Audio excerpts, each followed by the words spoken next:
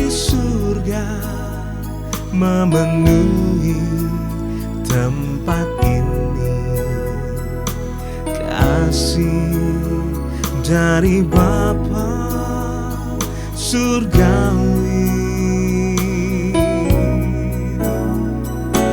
kasih dari Yesus mengalir di hatiku, membuat damai di hidupku.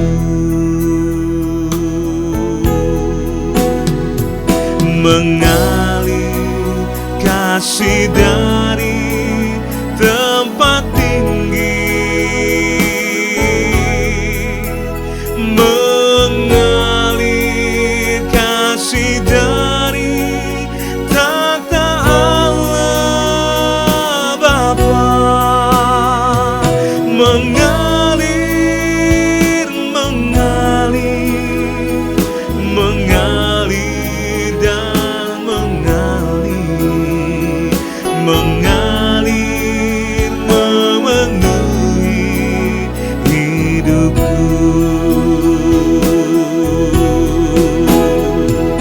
Mengalir kasih dari tempat tinggi, mengalir kasih dari takhta Allah Bapa, mengalir, mengalir, mengalir dan mengalir, mengalir memenuhi hidupku. Mengalir memenuhi hidupku. Mengalir memenuhi hidupku.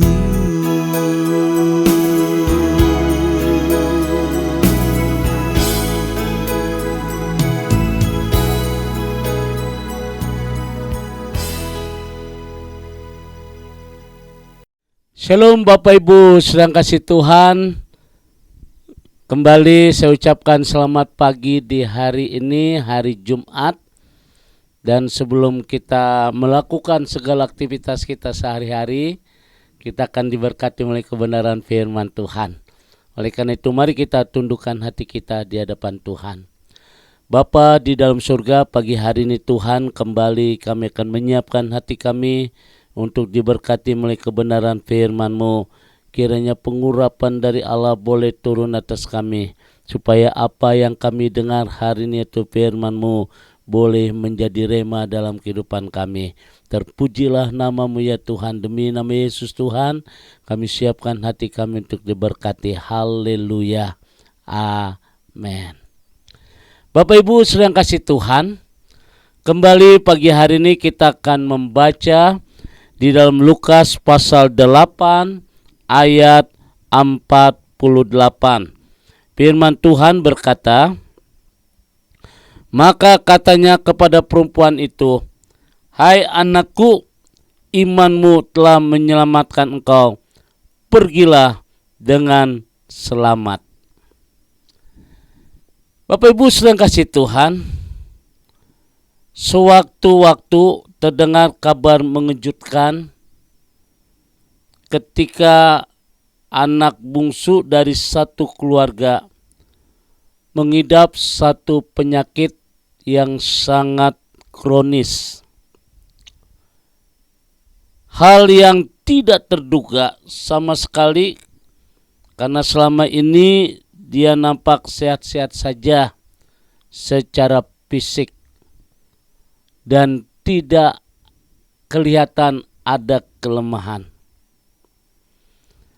Tetapi ketika dilakukan check up kesehatannya, baru diketahui bahwa di dalam tubuh anak itu ditemukan penyakit kanker yang sudah mencapai stadium akhir.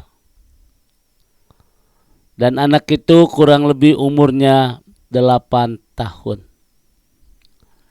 Saudara yang kasih Tuhan, ketika orang tuanya mendengar hasil check up itu, tentu saudara bayangkan bagaimana kesedihan yang sangat mendalam orang tua itu terhadap anaknya. Saat dokter menyampaikan hasil pemeriksaannya, kedua orang tuanya yang begitu sangat terkejut dan sangat sedih hatinya. Keduanya mereka sangat sedih dan kecewa kepada Tuhan. Saudara, mereka tidak percaya mengapa Tuhan melimpahkan masalah itu kepada keduanya, khususnya kepada anaknya yang masih muda belia. Dan mereka berpikir bahwa tidak sepantasnya Tuhan menimpakan derita seperti itu. Saudara yang kasih Tuhan, banyak cerita-cerita tentang kehidupan yang sangat memilukan hati. Dari sekian banyak sekali kehidupan, ini satu perikop, satu cerita yang mungkin memilukan hati kita. Satu reaksi yang banyak didapati pada suatu keluarga atau perorangan tertimpa masalah. Hal seperti itu sangat berbeda dengan kisah seorang yang mengalami pendarahan selama 12 tahun. Bapak Ibu sedang kasih Tuhan, kalau kita mempelajari Alkitab, maka ada kisah yang sangat menarik seorang ibu yang mengalami pendarahan, persoalan yang sangat luar biasa. Dia menderita sakit pendarahan selama 12 tahun lamanya. Bahkan Alkitab berkata dia sudah cari tabib, beberapa tabib, tapi hasilnya nol. Dia punya segala-galanya, saudara, tapi lama-kelamaan itu juga habis. Lalu bagaimana sikap wanita ini, saudara? Perempuan itu tetap menantikan kedatangan Tuhan Yesus. Meskipun penyakitnya bertambah parah, bertambah tidak baik, tapi wanita ini terus berharap. Dan pada akhirnya, saudara, ketika Yesus datang, banyak orang berdesak-desakan di tempat Yesus berada. Namun wanita ini tidak putus asa.